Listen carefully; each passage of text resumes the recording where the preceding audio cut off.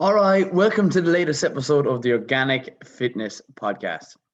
So, this podcast is going to be based off questions that I've got from my social media, whether it be Facebook, Colman Power, whether it be Instagram, in the DMs, or TikTok. If you're not following me currently on TikTok, that's probably my most active platform at this moment in time. And for those of you watching on YouTube, I also have content on there too. So on every social media platform that's known to man. Actually, Snapchat, not really on that. So, right, we'll go down to a couple of questions that I've got asked. So the first of which is, what foods help with stress? That's one of the first questions. Following that, what milk do I use? Then we'll be touching on the likes of what are the most effective workouts to do for weight loss, sleep, how to improve it, and healthy snacks on the go. So those are the main topics we'll be covering in this show and episode. And as I sit here with a warm drink in front of me that I'll be touching on in the likes of this episode, I'll take a drink of it now to get me going. Not like a warm beverage. So, first question, followed by the second one, we won't even pair together. So, what foods help with stress? Came in from Karen O'Sullivan on Facebook. If anybody wants a shout out or you want to send in your question, then honestly, that's absolutely fine. It just helps me provide you with as much value as I possibly can in the likes of these Q&As that I do. And the second one is, what milk do I drink? So in relation to milk and stress, the reason why I pair them together is the fact that, okay, excessive amount of, we'll call it, hormones coming from the likes of the milk that you drink is something that I don't recommend to a high percentage of people unless they're choosing the likes of getting it from grass-fed, organic, farmed animals, because that means that it doesn't contain the likes of harsh antibiotics. Antibiotics have a negative effect on the body and causing increasing stress. So with that, I'm bringing it back to what milk do I currently use.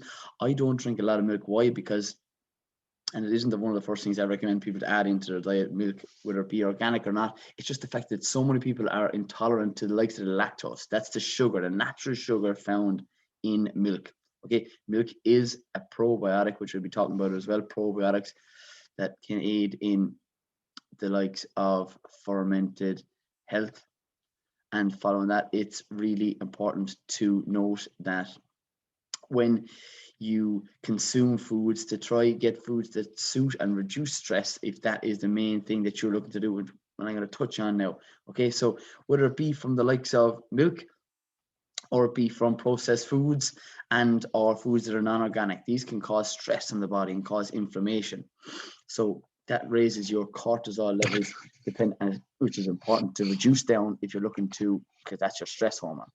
If you're looking to be a little less stressed, what I recommend is adding in the likes of foods that are, we'll call it, neutralize free radicals. So those are stress, those are things that cause negative effects in excessive amounts in the body. Okay, what foods are high in antioxidants? Okay, firstly, all vegetables contain antioxidants. Meat doesn't contain a high percentage of it. In fact, it contains small amounts. And why is that? Because the animals eat grass, which is typically a plant, and that contains the likes of the minimal amount of the antioxidants that are found in the studies with antioxidants in meat.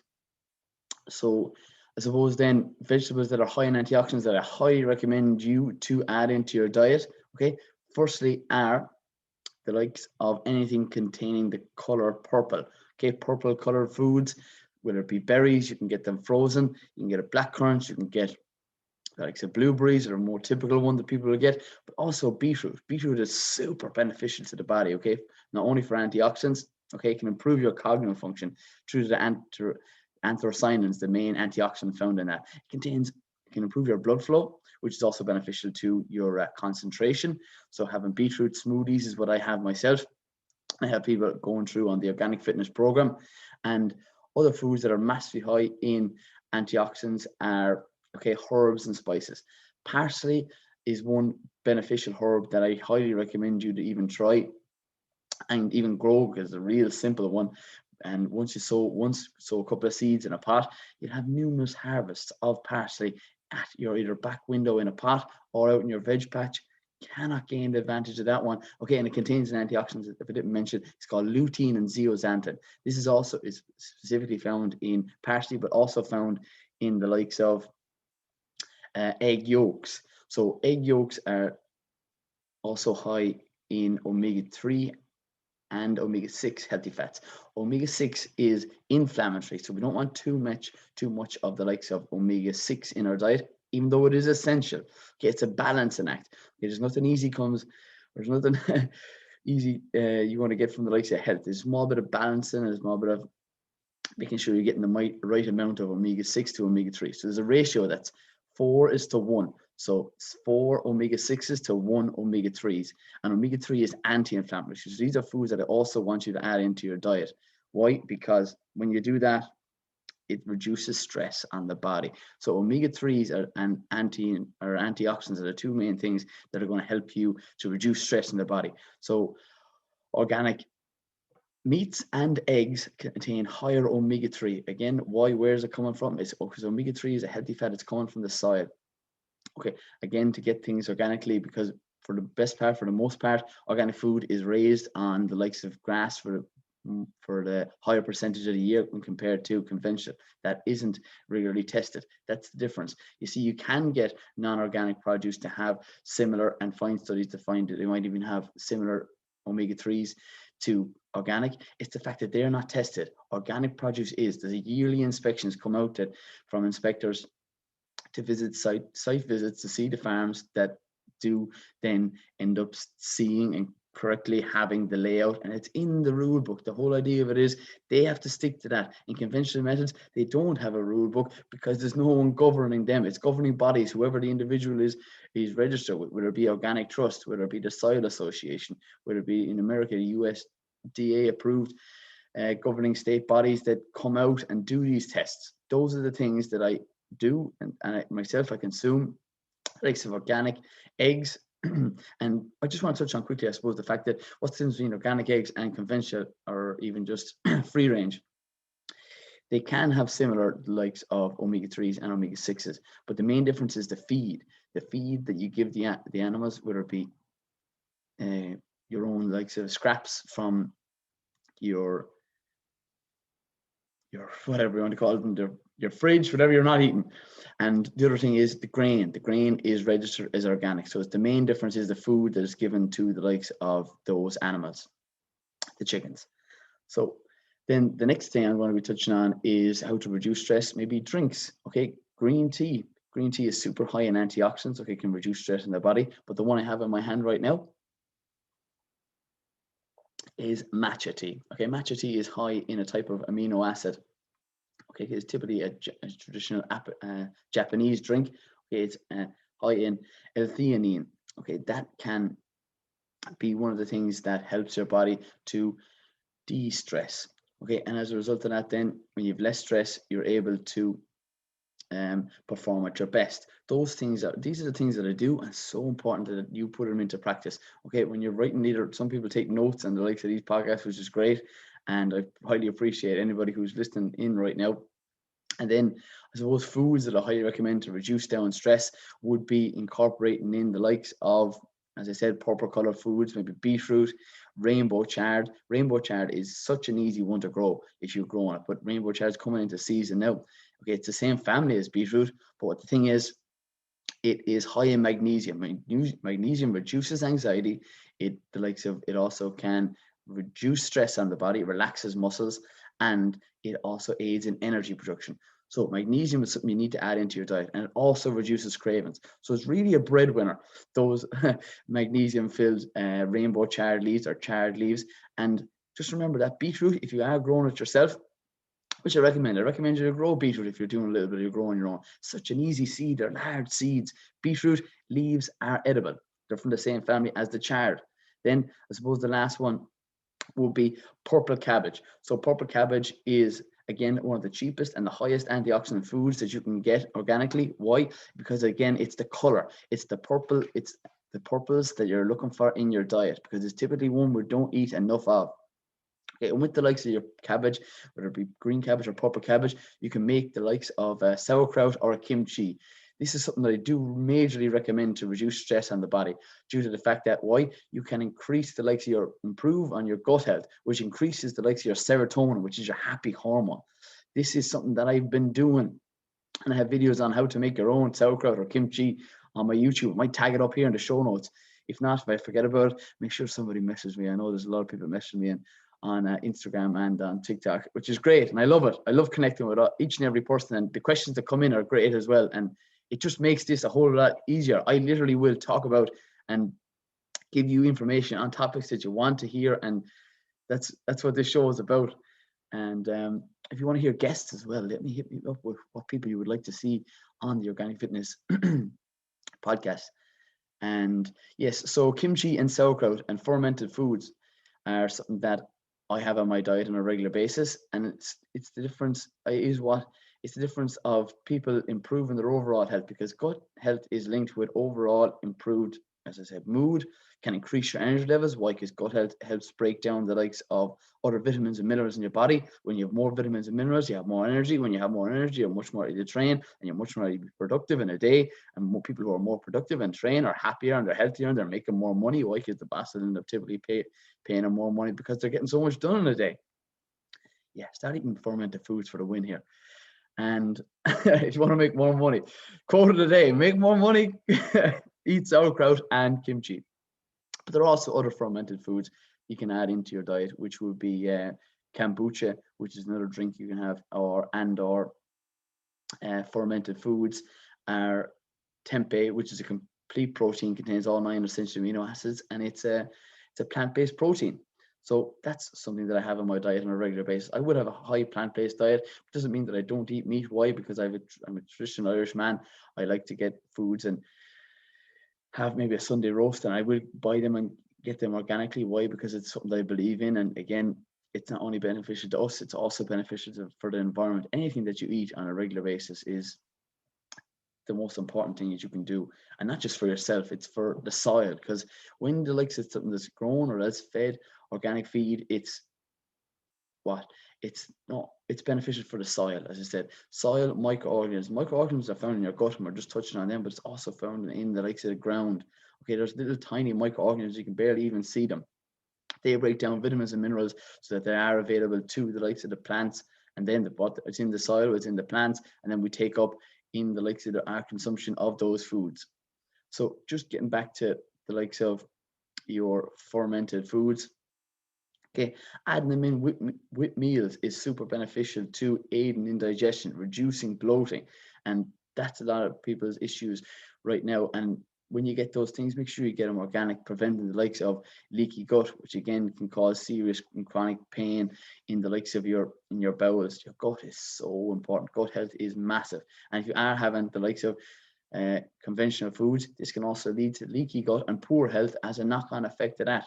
So those fermented foods, those are probiotics, okay? But there are other things such as prebiotics. So often mentioned like these prebiotics and probiotics, what ones we take for supplements. Okay, so the difference between a probiotic and a prebiotic. So firstly, prebiotic, the P-R-E. I don't know why they didn't pick a different word that isn't so similar. Anyway, so prebiotic foods are high fiber foods such as garlic, onions, and leeks. Those things you can really add into your diet very, very easily. Okay, and they all have their own benefits with nutritional value, but leeks being the highest of those three. But onions and garlics, you can simply chop them up and put them into a stir fry. But also don't forget about leeks. Leeks are a natural, natural prebiotic that you can add into stir fries as well. Okay, something that I do recommend people to grow. It's a little bit of a longer duration of its cycle compared to maybe no, garlic and leeks are pretty long too. But the fact is, it's something that not enough people are consuming in their diet. Typically, it's known and consumed as a soup. But I really, really do want people to add in the likes of leeks, because they're the highest of the three I've just mentioned there. But also Jerusalem artichokes at the top of the list, nearly the most common ones that you can get, and they're such an easy crop. As I said, this is an easier crop. These are better grown than the likes of potatoes. Why? Because they don't get blight. Jerusalem artichokes, they don't need to be earthed up like Jerusalem artichokes. And the fact is that when you consume them, you naturally increase. It's a type of fiber called inulin, if I didn't mention that. Inulin is the type of fiber. So there's different types of fiber, but they're high in fiber, that making them the likes of a natural prebiotic. The probiotics are the fermented foods. You can also add in the likes of cheeses that are also found, and miso is another fermented item. And if I haven't already mentioned, it's there's a cheese that's I'm trying to think of in my head right now, top of my fridge, cannot think of it. Cheese fermented. It's not cottage cheese. Maybe it is. It might come to me in a minute. So we're going on, suppose, now to our next thing: most effective workouts for weight loss. So weight loss is something that is advantageous for the most part for the listeners of this show. And exercise that I highly recommend you to use are the ones with added weights. Okay, slowing down the tempo, whether it be 50 seconds on or 10-second rest, is typically what I have people going through the organic fitness program, using large muscle groups. Why use large muscle groups? Large muscle groups tear more muscle fibers. When you tear more muscle fibers, you have much more likelihood of you either building more lean muscle tissue, helping you get into a calorie deficit. And when you get into a calorie deficit, that is the one main thing that helps you lose weight. Okay, a lot of people wondering what's the best type of diet. Any diet to lose weight, any type of diet that helps you get into a calorie deficit is really going to help, whether it be keto, whether it be intermittent fasting, whether it be the likes of a vegan or vegetarian diet. Just make sure you understand food before you pick a diet. That's what I try to get people to do. There's no such thing as the best type of diet, in my personal opinion. It's more so the fact that there are better food choices than others. So when you're incorporating in those large muscle groups, the largest muscle group of the body are the legs. That's why people, personal trainers such as myself, recommend don't skip leg day. Incorporate in squats, in lunges. But what you can also do is incorporate in a lunge with a curl. So as a result of that, you're doing two moves in the one. Do a squat and a crunch. Do the likes of a squat and a press. Do a squat and a side raise. With squats, you're going to incorporate those in. Why? Because they're the largest muscle group in the body. Follow that. The next ones up from that will be your back exercise that you can incorporate in. Best bang for your buck is getting a push up, which is the chest and the back. So that's chest to be the next exercise, or the next muscle group that you can incorporate in to maximize the benefits of your training. And the last one then is your shoulders. Okay, and either a side raise or a shoulder press are things that I highly recommend you to add into your training. And again, trying to either come close to failure, that means that you have the likes of the weight that's correct for you at that current exercise. So what I do, either if currently a lot of us can't go to the gym, but if you can, you're advantageous of using and picking a weight to you. Try to stay in the 8 to 10 rep range, or the 50 seconds to typically get you if you slow down the tempo. Because I currently have the heaviest weights that I have are 10 kgs. So incorporating, I'll just give you the example of going down a slow negative 1, 2, 3, down at the bottom of a squat, coming up 1, 2, 3. Slow down the movement, maximize the muscle fiber tears, and at the end of the 50 seconds, it should be challenging enough for you. If you have the advantage of upping up the weights up to 10, up to 12, or whatever, if you're starting at 5, up to 6, if it's up to 7, it's called progressively overload. And then the next question people will typically ask me is, how long does it take for you to see maybe some significant results in your overall weight loss? Typically about 3 weeks, you should start to feel better, increased energy levels, less cravings. As a result of that, people I have my organic fitness program, their clothes even fit them better. I don't often get people to weigh themselves, maybe just on the starting out. For people that are and choose to track foods, which can be advantageous for people who are looking to lose weight, just gets them a better understanding of what foods contain what such carbohydrates, how much protein, and how much healthy fats.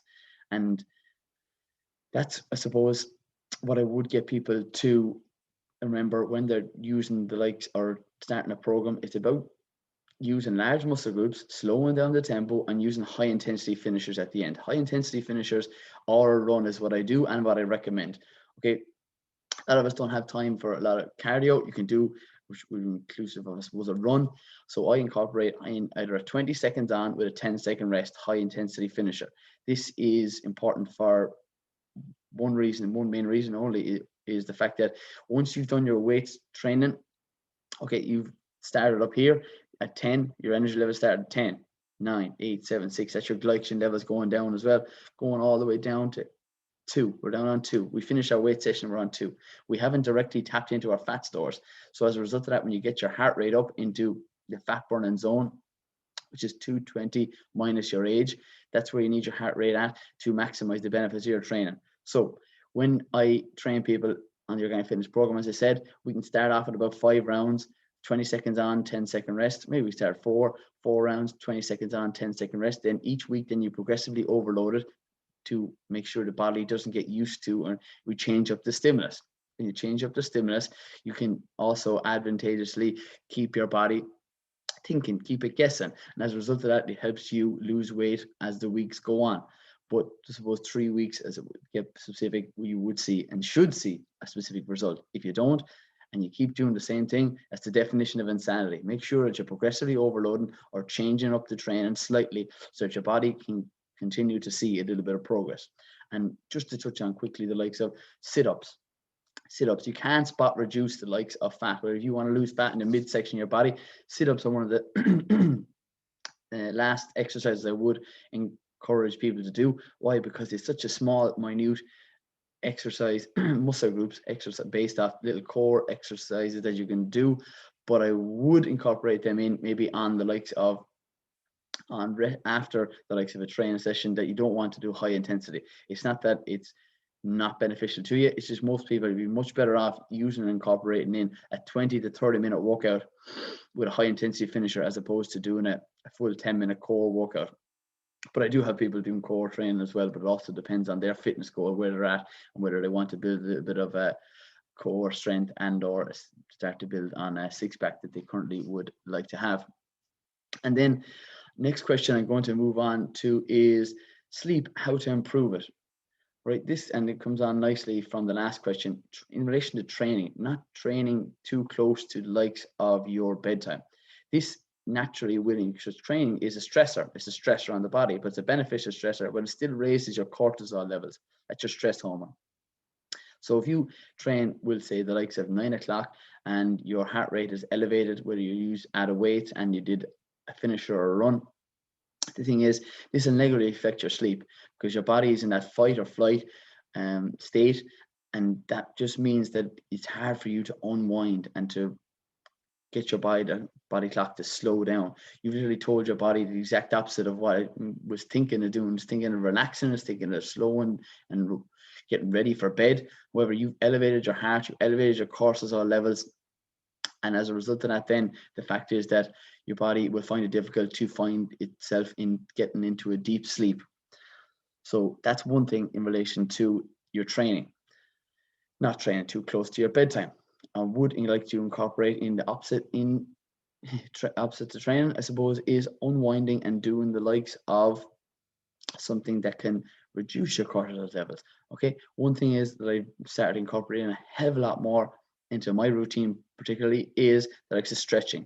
Stretching is super beneficial to increasing your range of motion, which can also help you maximize the muscle fiber tears in your training, but it's also advantageous not for prevents injuries, but it really does help increasing the likes of your melatonin. Melatonin is your sleep hormone. So if you're looking to improve on your overall health, sleep is one of the pillars of health. I'm a firm believer in the likes of also wearing blue light blocking glasses. I've been wearing them for a number of years now. I have a Swanwick blue light blocking glasses. I'm not currently sponsored by them. I say currently, but no, the fact is that it also prevents the screen light from either a laptop, either from to television, or if you're watching Netflix, or on your whatever device, your tablet. The fact is, wearing those blue light blocking glasses in the evening time when you are looking at screens can really improve the likes of your body's production of melatonin. As I said, other things that actually increase the likes of your melatonin are 2 kiwis before bed. This has actually been scientifically proven, and I would regularly have we'll call it yogurt and kiwis before bed. I actually keep the skin on just for the added fiber, added benefits. You don't have to keep the skin on. That's just a preference towards myself, and that's one thing that I do to incorporate in improving on my sleep. But as I said, magnesium, cacao is another thing I'm going to recommend people to consume a little more of. Why? Because cacao is a high antioxidant, reducing stress on the body. It also is high in magnesium, two things that really do help on your overall health. So using it either in the likes of a smoothie, you're putting it onto your porridge, onto your oats. You can also make a tea drink out of it.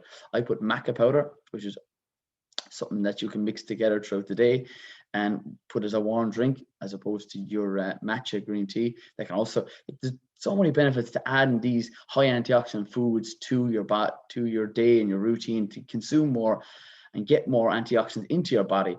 This is just what I do, and this is what I recommend to anybody who's looking for optimal health. And all the time, you can get these things organically quite easily. People say, where do you get them? Right now, ordering things online comes straight to your door. Couldn't be easier. And then I suppose I'll touch on the likes of what I would note as not eating too close to bed. I know I've recommended a couple of different foods to improve the likes of your sleep, but it's important also to remember that digestion is a huge process for the body to undertake. So having one of your largest meals, typically dinner, is one of the later meals of the day, not having it too close to your bedtime, because as I said, it's one of the largest. Your gut is huge. It's you stretch it out. I think there's one of those stats. The fact that you stretch it out, can be as large as a tennis court. Whatever the full size of your gut and your intestine, and your gut starts at your mouth and it goes all the way down to all your large and your down to your colon, and out the other end is the full cycle or full length of your gut health. But the fact is that it takes a lot of energy for the body to break down foods.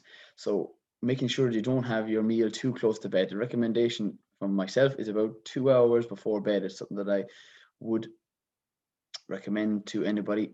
Why? Because it's something that takes a lot of energy and can take away from your body relaxing and unwinding and getting yourself to fall into a deep sleep.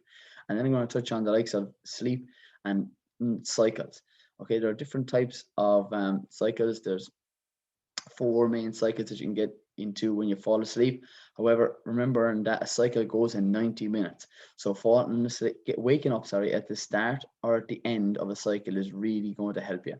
Okay, preventing you from waking up extremely groggy. For those of you that will say have a little bit of a lie-in at the weekend, you can't catch up on sleep, but what you can do is you can wake up a little bit more refreshed if you wake up at the end or the start of a cycle.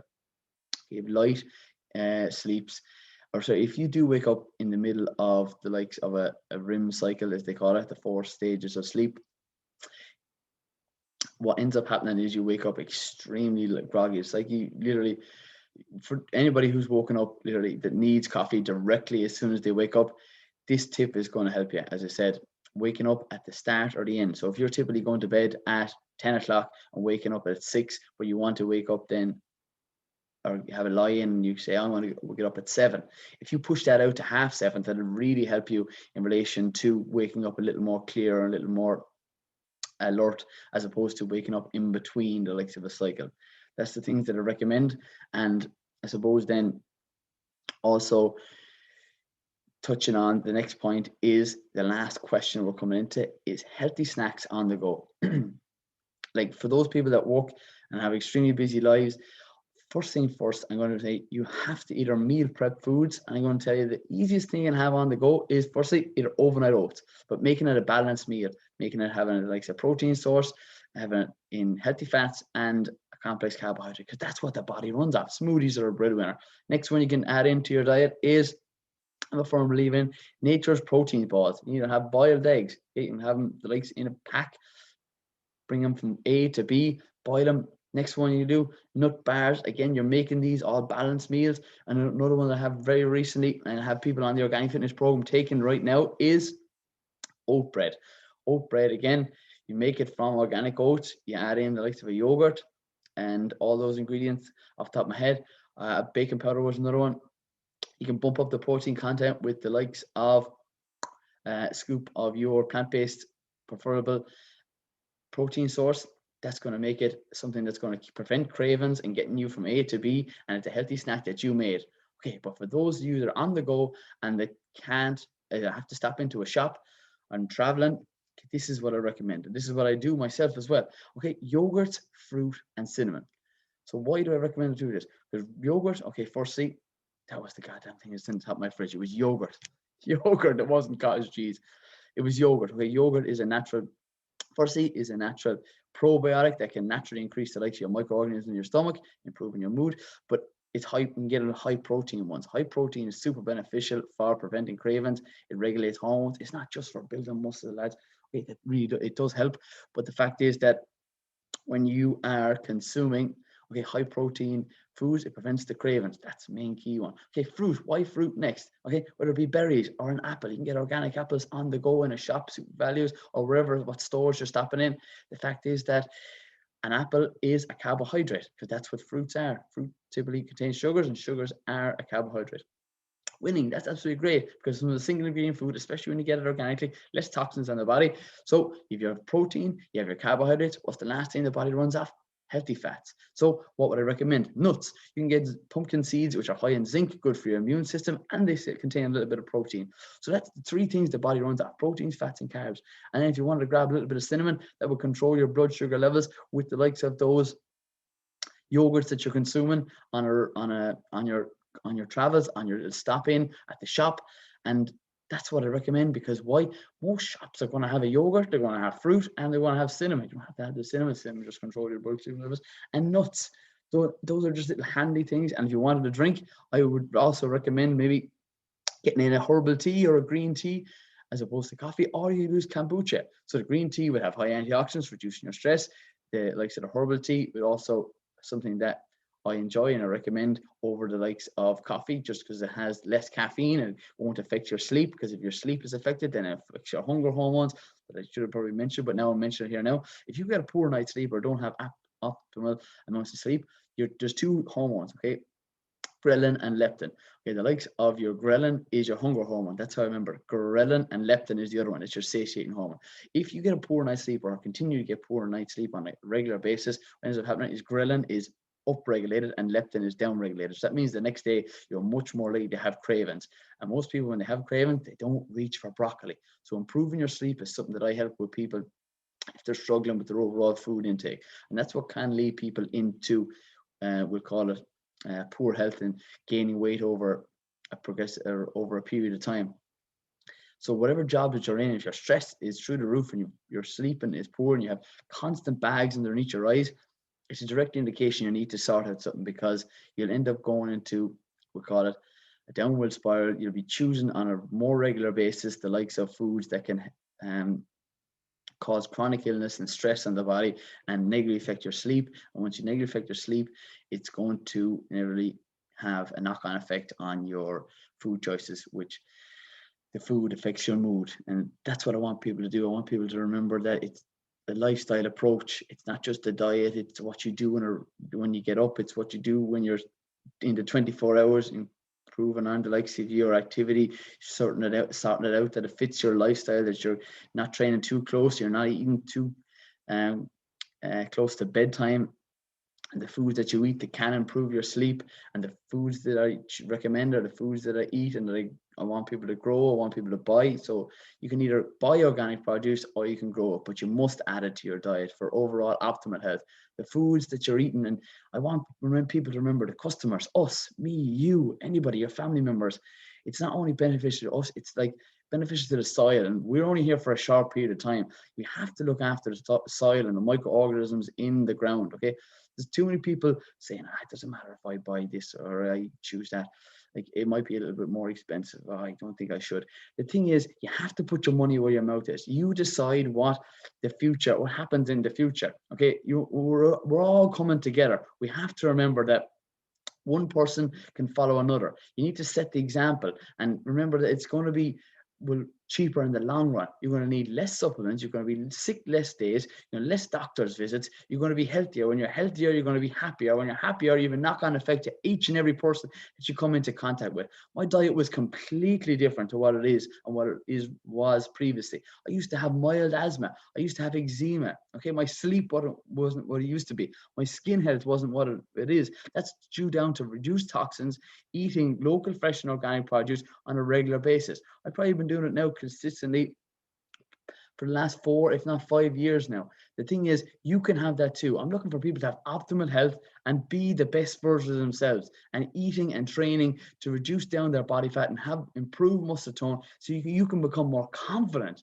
And that's what happens. And that's what I want people to do. It's the simple things over time that really work. Adding in foods.